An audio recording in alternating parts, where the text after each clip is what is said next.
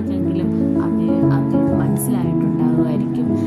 നമ്മുടെ ജീവിതത്തിലെ ഉടനീളം ദൈവം നമുക്ക് തരുന്ന നന്മകളും അനുഗ്രഹങ്ങളും ദൈവത്തിൻ്റെ കൂടെ വസിക്കുവാൻ വരെയുള്ള ഒരു അനുഗ്രഹമാണ് ഈ വചനത്തിലൂടെ നമുക്ക് കാണാൻ കഴിയുന്നത്. ആദ്യമേ തന്നെ യഹോവ എൻ്റെ ഇടയനാകുന്നു. അതെ, ഗോഡ് ഈസ് മൈ ഷെപ്പേർഡ്.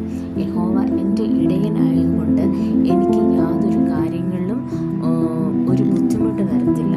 കർത്താവ് നമ്മുടെ ജീവിതത്തിലേക്ക് വരുമ്പോൾ അനുഗ്രഹമാണ് ധാരാളമായി തരുന്നത്. നെഗറ്റിവിറ്റി ഉണ്ടെങ്കിലും കർത്താവ് നമ്മളെ അതൊക്കെ അനുഗ്രഹമാക്കി മാറ്റുന്ന ഒരു ദൈവത്തെയാണ് നമ്മൾ ഈ വചനത്തിലൂടെ കാണുവാനായിട്ട് സാധിക്കുന്നത്. പച്ചയായ പുൽപ്പുറങ്ങളിൽ അവൻ എന്നെ കിടത്തുന്നു, സ്വസ്ഥതയുള്ള വെള്ളത്തിൻ്റെ അരികത്തേക്ക് എന്നെ നടത്തുന്നു. അതായത് ദൈവത്തിൻ്റെ സംരക്ഷണവും കരുതലും സമാധാനവുമാണ് നമ്മളെ അവിടെ ചൂണ്ടിക്കാണിക്കുന്നത്. ദൈവം നമുക്ക് സംരക്ഷണം നൽകുന്ന ദൈവമാണ്. ദൈവം നമുക്ക് കരുതൽ നൽകുന്ന ദൈവമാണ്.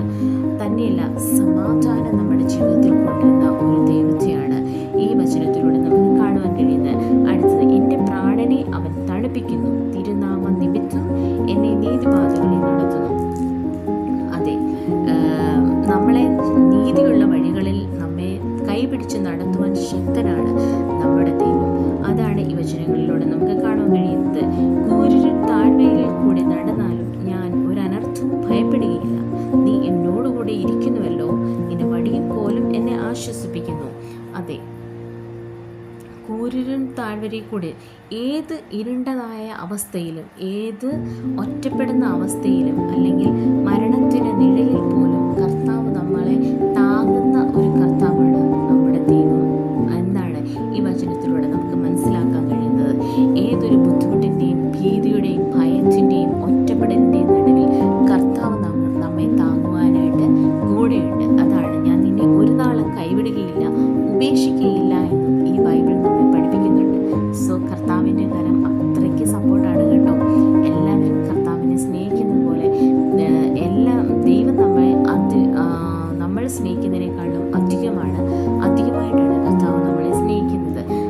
ഈ വാക്യം ഞാൻ ഇടയ്ക്ക് ഇങ്ങനെ വന്നപ്പോൾ പറഞ്ഞതേ ഉള്ളൂ കേട്ടോ. അടുത്ത വാക്യത്തിൽ പറയുന്നത് ഇങ്ങനെയാണ്: എൻ്റെ ശത്രുക്കൾക്കാകെ നീ എനിക്ക് വിരുന്നൊരുക്കുന്നു, എൻ്റെ തലയെ എണ്ണ കൊണ്ട് അഭിഷേകം ചെയ്യുന്നു, എൻ്റെ പാനപാത്രവും നിറഞ്ഞു കവിയുന്നു. അതെ, ശത്രുക്കൾക്ക് ഇടയിൽ നമുക്ക് വിരുന്നൊരുക്കുന്ന ദൈവമാണ് നമ്മുടെ ദൈവം. അതാണ്, എൻ്റെ പാനപാത്രവും നിറഞ്ഞു കവിയുന്നു. പാനപാത്രം നിറഞ്ഞു കവിയുന്നു എന്ന് പറഞ്ഞാൽ വചനത്തിലൂടെ കർത്താവ് നമ്മളോട് പറയുന്നത് അളവില്ലാത്ത അനുഗ്രഹവും അഭിഷേകവും നമ്മളുടെ മേൽ പകരുന്ന ഒരു ദൈവത്തെയാണ് ഈ വചനത്തിലൂടെ നമുക്ക് കാണുവാൻ കഴിയുന്നത്. ശത്രുക്കളായിരിക്കുന്നവരുടെ നടുവിൽ നമ്മളെ വിരുന്നൊരുക്കുന്ന ദൈവമാണ്. എന്ന് വെച്ചാൽ ശത്രുക്കളുടെ മുന്നിൽ അവരുടെ മുന്നിൽ നമ്മളെ ലജ്ജിപ്പിക്കാതെ കർത്താവ് നമുക്ക് അവിടെ വേണ്ടതെല്ലാം നമുക്ക് നൽകുന്നു. ആരുടെ മുന്നിൽ മോശക്കാരനായിട്ട് നമ്മളെ ചിത്രീകരിക്കുന്നില്ല. അങ്ങനെ ഒരു ദൈവമാണ് നമ്മുടെ ദൈവം. ഈ വചനത്തിലൂടെ നമുക്ക് കാണാനായിട്ട് കഴിയും. നന്മയും കരുണയും എൻ്റെ ആയുഷ്കാലമൊക്കെയും എന്നെ പിന്തുടരുന്നു. ഞാൻ യഹോവയുടെ ആലയത്തിൽ ദീർഘകാലം വസിക്കും. നമ്മുടെ ജീവിതകാലം മുഴുവൻ നന്മയും കരുണയും, ആയുഷ്കാലം മുഴുവൻ എന്ന് വെച്ചാൽ നമ്മുടെ ജീവിതകാലം മുഴുവൻ